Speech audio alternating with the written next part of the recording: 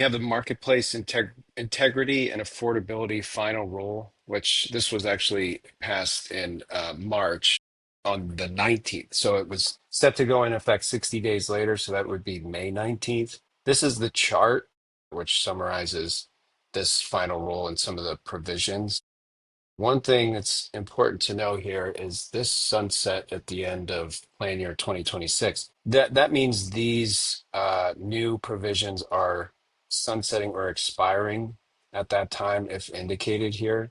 So then they would either have to be extended or a new provision would have to be put in place. Some things that may be a little bit confusing when you read this chart. This particular special enrollment that's been in place for folks that are up to 150% of the FPL for their projected income. This is still going to be in place through the end of 2025. Actually, will coincide with the 2026 plan year. So this special enrollment is still available through the end of 2025. And it essentially will go away in 2026 unless that provision is either extended or changed. The big takeaway is this special enrollment lasting through the end of 2025. Okay, this open enrollment provision. So for plan year 2026, which is the 2025 open enrollment, that is going to last still through January 15th. And then for the 2027 plan year, based on this new rule, all effective dates will have to be January 1st. So they want all the enrollment periods to end on December 31st. Now, state-based exchanges may have different OEP rules for this coming open enrollment period for the 2026 plan year, but for the federal states, it's still going to be through January 15th. Another important provision here is this 60-day extension. So this basically means the 60-day extension is going away under the previous rule. The previous way it works, you'd have 90 days plus another 60-day extension. So it was a total of 150 days.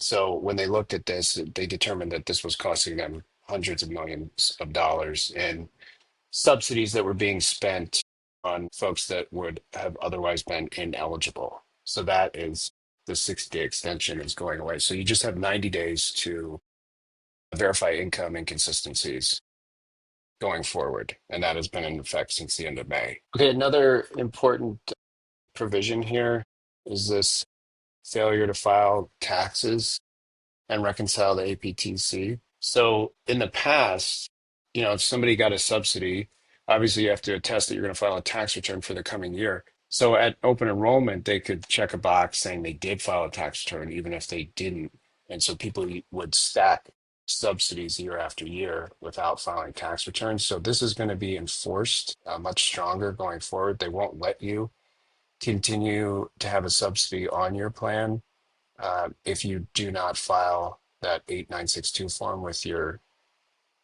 tax return, and you get that data from the 1095 form that you get from the marketplace. So that's going to be enforced this coming plan year. So this open enrollment in 2025 and the 2026 for the 2026 plan year. This is another, I guess, something to be aware of. So going forward, insurance companies, they'll be able to deny coverage for people that owe back premiums to the insurance carriers. This is something new that's going to be enforced for the 2026 plan year. In the past, people may have owed back premiums, but they were still allowed to enroll in plans for the upcoming year. And now the carriers will be able to deny those enrollments if they owe back premiums. So it's another important provision to take into consideration. So kind of some takeaways from this new rule in this table, definitely the people that failed to file the taxes and reconcile, insurance carriers can now deny coverage if people owe back premiums. The other important one was just keeping in mind that this special enrollment for folks up to 150% of the FPL is still in place for the 2025 plan years throughout the end of this year, but then will not be available for the 2026 plan year. And that's set to sunset. So that would have to be extended beyond 2027. Again, the Annual open enrollment periods for plan year 2026. That's going to be through January 15th on the federal states. And again, some state-based exchanges can decide to have a different date there. 27, they want everything to be effective January 1st. So open enrollment periods are going to have to end by December 31st.